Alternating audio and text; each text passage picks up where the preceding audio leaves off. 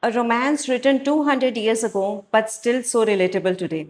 A love story you still fall in love with. A book you pick up again and again to read, and you fall in love with reading. What I'm talking about, this is Pride and Prejudice by Jane Austen.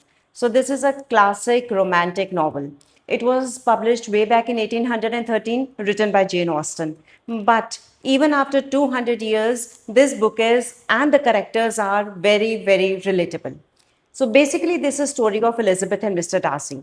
Elizabeth is shown to be a very intelligent, observant girl, but slightly judgmental.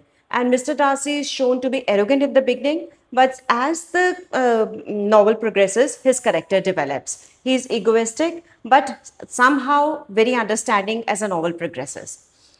So basically, this is their love story, but it is not just a love story. This talks about the English society at that time, the societal pressures, the expectations, the pressure of getting married at a particular age, the financial pressure the women goes through, and women choices to live a happy life, to live a financially stable life. What choices do women make? It talks about this. So you might think that it must be a very serious novel, but no, it is not serious. And this is what is surprising about this book, that there is a witty side to it.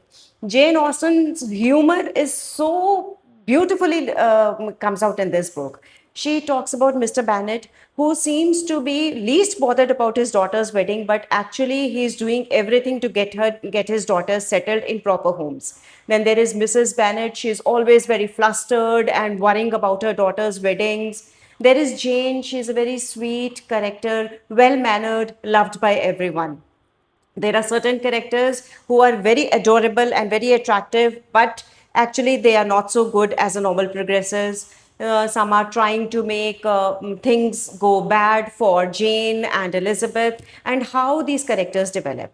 So this is actually what is very good about this book, is that the growth of the characters is shown. How Elizabeth gets over her judgmental nature, Mr. Darcy gets over his ego. In the beginning of the novel, they do not like each other, but slowly and slowly, layer by layer, they let go of their pride and prejudices, of their misunderstandings, of their egos and judgments, and then they fall in love, and how their love develops. This book is about that.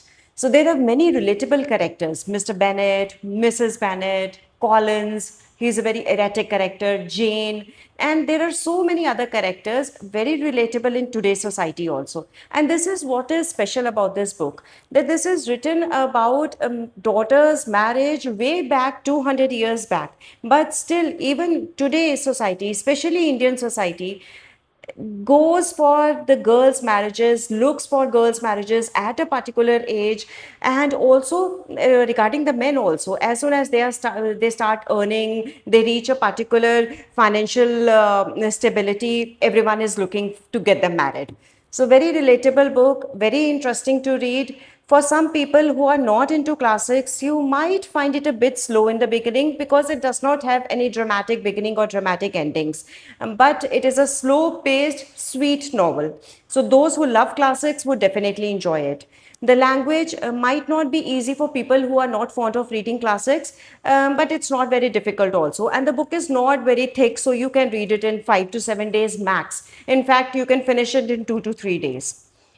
Also, what I love about this book is the witty side of Jane Austen. Mr. Bennet is really a very humorous character. You love him. And there are other incidents in the book which you are going to enjoy, and they will bring a smile on your face. So I really love this novel. Many books, many movies have been made on this book. In fact, Pride and Prejudice movie is also there. I have watched it. I did not enjoy the movie as much as I love the book, and somehow I find the image of Mr. Darcy, which I developed in my mind after reading this book, the movie could not do justice to it. So I did not enjoy the movie as much as I loved the book.